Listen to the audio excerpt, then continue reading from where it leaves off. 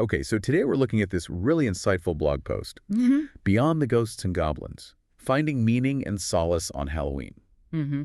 And it makes a really strong point. For most folks, Halloween is, just lighthearted fun, costumes, candy. Right, the usual stuff. But, and this is the key thing, for people who are grieving, the holiday can actually be, well, surprisingly difficult. It really can. All that focus on death, even in a kind of fun way, the spooky themes, the decorations everywhere. Yeah, they can be triggers. Exactly. Unexpected triggers that just bring loss right back to the surface, maybe when you least expect it or want it. So if you're feeling that heaviness this season, what's the first step? The blog post really emphasizes something crucial here. It does. It's about acknowledging those feelings are valid.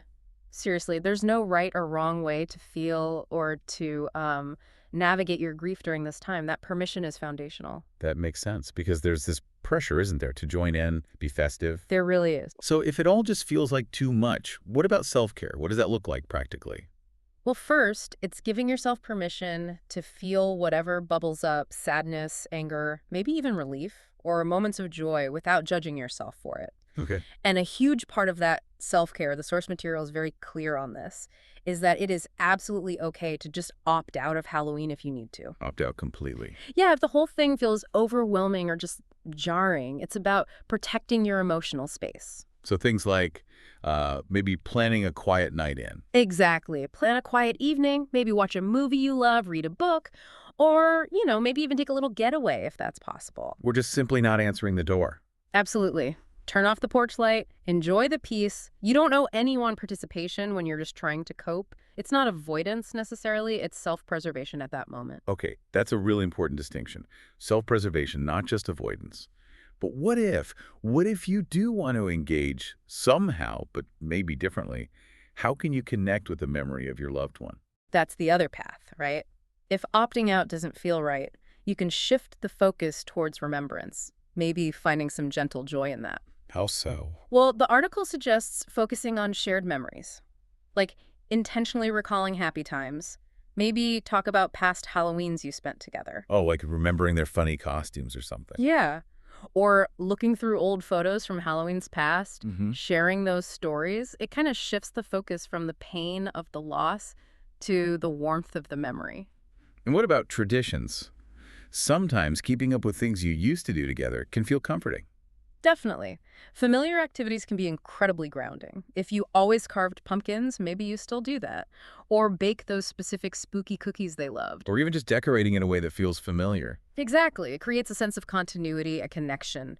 But, and this is important too, Yeah. if those old traditions feel too painful right now, that's okay too. That's when creating new rituals can be really healing. New rituals. Yeah. Like what kind of thing? It doesn't have to be complicated. The post had some lovely, simple ideas. Maybe lighting a special candle just for them. That sounds nice. Or visiting a place that was meaningful to you both, maybe their gravesite, with a small offering like a flower or something they loved. Or even something sensory, like food. Yes. Making their favorite Halloween treat. Or maybe just eating their favorite candy, the one they always had a stash of. Yeah, I can picture that. Those little things matter. They really do. Or thinking outwards, maybe making a donation to a charity they cared about in their name. Oh, that's a great idea. Or volunteering for a cause they supported, turning grief into positive action. Precisely. It channels that energy in a really meaningful way, keeps their values alive. Okay, so we've talked about self-care, opting out, remembering new traditions. But what if you're really, really struggling? What's the safety net here? This is so crucial. Reaching out is not weakness. It's actually an act of strength. Please, if you're finding it hard, don't hesitate. Who can you reach out to? Talk to a trusted friend, someone who gets it, or a family member. Sometimes just talking helps so much. And beyond that, there's professional support. A grief counselor can provide tools and a safe space, or maybe joining a support group. Being with others who understand that specific feeling. Exactly. That shared understanding can make you feel so much less alone. There are options out there. So, wrapping things up, the core message seems to be kind to yourself. Your grief journey is yours alone. That's it. Honor what you need, give yourself permission to feel, and go at your own pace. There's no timeline, and definitely no right way for this. And it's interesting, isn't it, how a holiday that seems challenging on the surface Yeah. could actually become a time for quiet reflection, for remembering, maybe even for a different kind of connection. It really could. It forces a pause in a way. So maybe the question for you listening is, how will you choose? How will you honor yourself and your loved one this Halloween? We'll be back next time with another thought-provoking exploration of a topic that matters.